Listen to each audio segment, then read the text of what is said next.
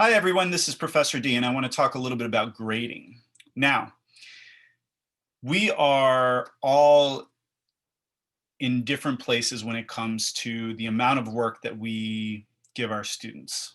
Um, for those of you that are making the transition from the face-to-face world to the remote and asynchronous world, it's hard to figure out that balance. And I'm not going to get into accreditation and contact hours and all of that, but I'm more than happy to have that conversation if you'd like.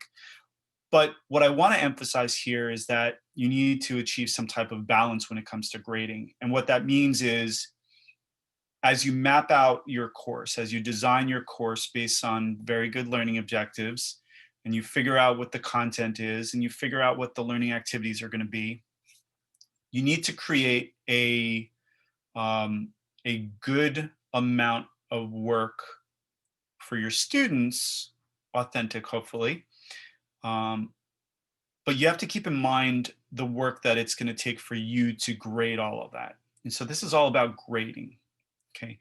If you assign a paper to your students every week and you have 40 students, that's 40 papers that you need to grade every week. Maybe you can handle that. Okay. But in the online environment, whether it's remote or asynchronous, if you're adding discussion boards to that, that's a little bit more work. If you're adding group project to that, that's a little bit more work.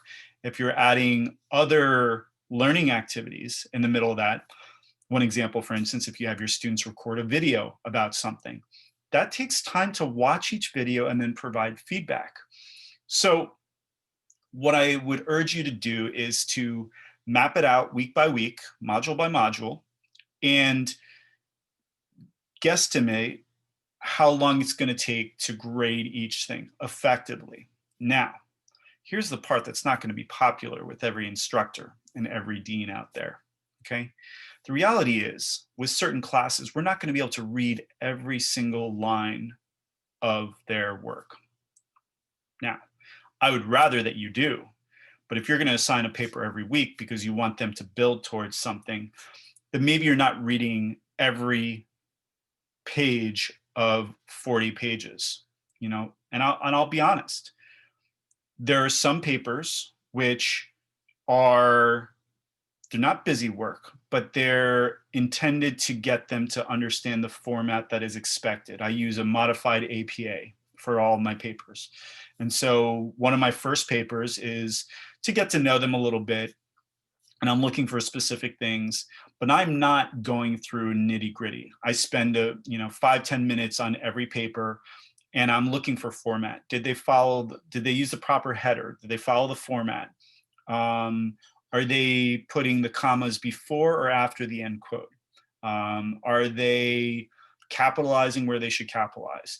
And what I want to do at that point, and including references, which is super important for me, what I'm doing there is I'm getting back to them right away so that they understand what the expectation is. And if they didn't follow the proper format, I'll give them a 50 on the paper just to get them to resubmit. Not that that's going to be their grade. And then they have an opportunity to do it right, and then you're setting the tone for the rest of the course.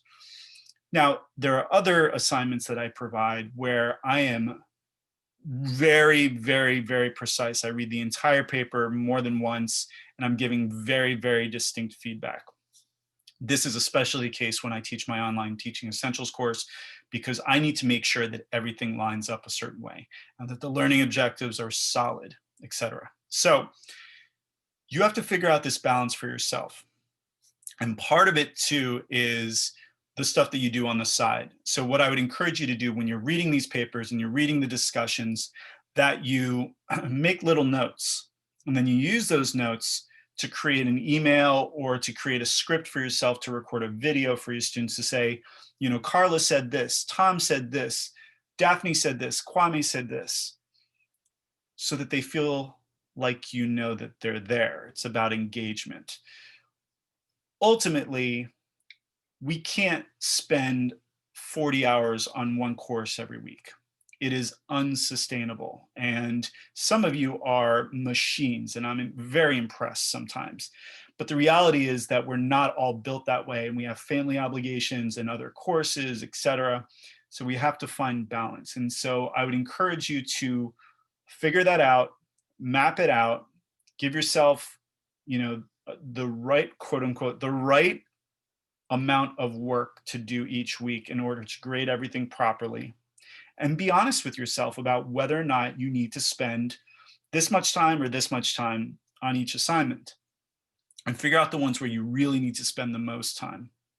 And what I like to do, and then my last tip is batch your work. So carve out an hour, 2 hours, and batch your work so that you knock out, three assignments over 2 weeks that they were submitted. Discussions, obviously, you should be responding pretty frequently, but you may batch, respond, and grade 2 weeks worth of assignments in a couple of hours. And so that way you get into the flow of things, and you could just knock them out, knock them out, knock them out. Now, word about discussions before we close.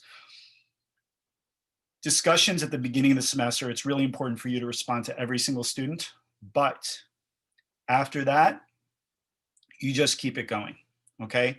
And you don't have to respond to every student. I'm giving you that permission. You don't have to respond to every single student. You have 40 students, you can't respond to every student all the time. Now you can pick and choose. What I would make sure of, though, is keep a list of all the students in your course, and every time you respond to them, mention their name, etc., check off their name, and then work your way through the entire course, through the entire class, and then start over. And that way you make sure that you're not ignoring any of your students. Again, it's about engagement. Okay, that's enough for now. It's a little bit about managing your work, about grading. If you have any questions, please email me, and check out the other videos. See you soon. Bye-bye.